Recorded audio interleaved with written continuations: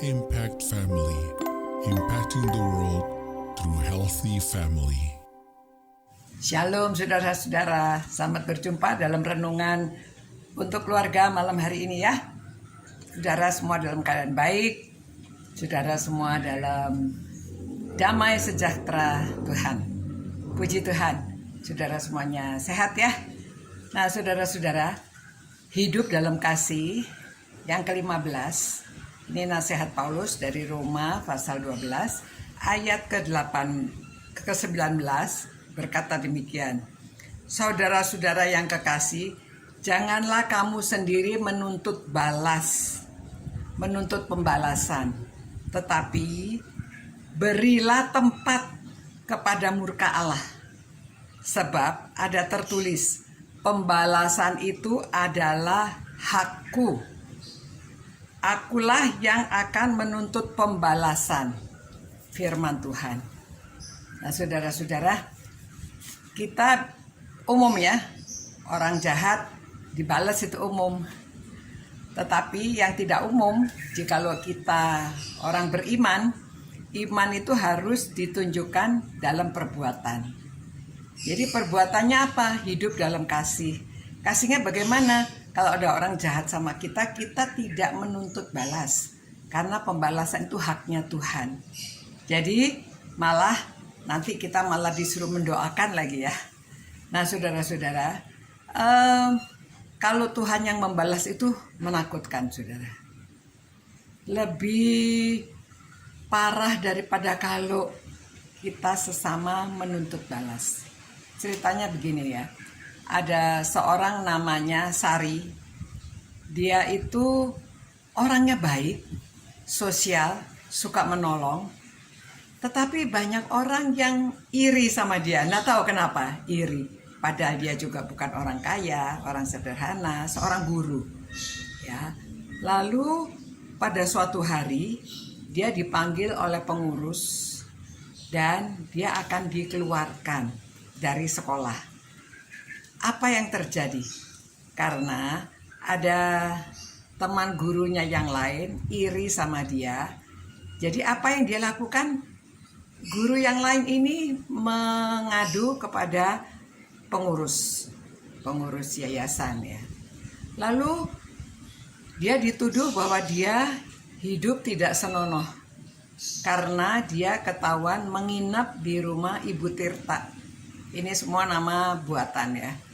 Di rumah Ibu Tirta, karena Ibu Tirta itu baru kesusahan, suaminya meninggal. Si Sari ini nginep karena menolong dia beres-beres rumah, mencuci piring, karena rumah dukanya di rumahnya sendiri. Jadi Ibu Tirta bilang, udah kamu nginep aja ya malam ini, temenin saya. Dia ya seorang yang baik, dia nginep. Nah, apa boleh dikata di dalam rumah itu ada anaknya laki-laki. Lalu dituduhkan bahwa dia nginep di situ karena ada si pria ini. Jadi singkat cerita dia dikeluarkan dari sekolah itu. Ya dia tidak bisa membela karena sudah dituduh begini, mau bagaimana lagi.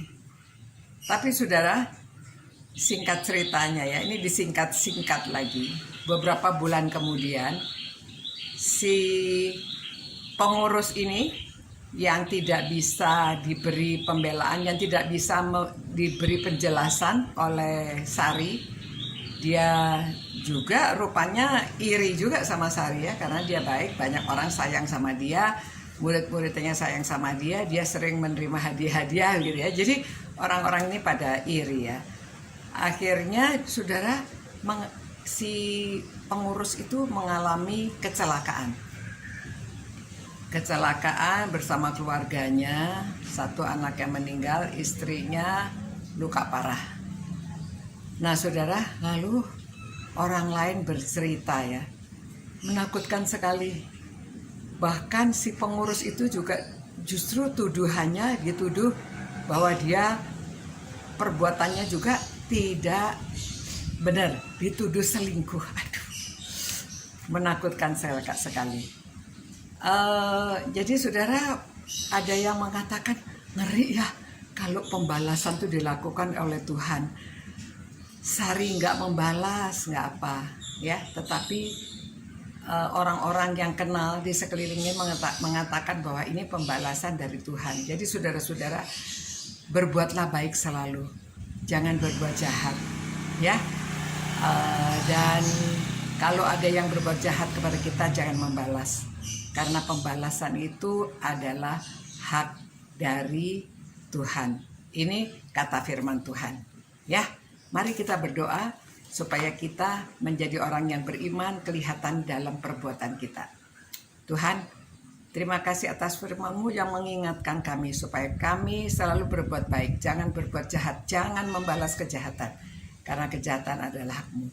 Berilah kami hati yang sabar, hati yang selalu taat pada firman-Mu. Terima kasih Tuhan.